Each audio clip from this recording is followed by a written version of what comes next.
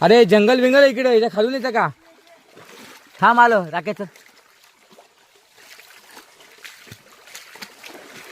फुल भाई जंगल विंगल लागलेलं आहे आणि आपण मासे पकडल्याशिवाय काय राहणार नाही.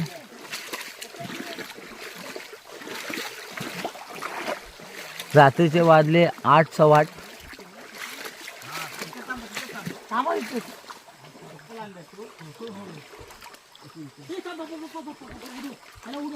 ये तू थांबा कधील पाण्याला दिसणार नाही.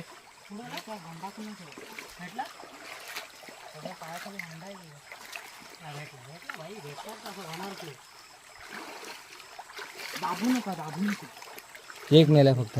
हे आणि हे भाई हे थांब जास्त वाकडायचं नको.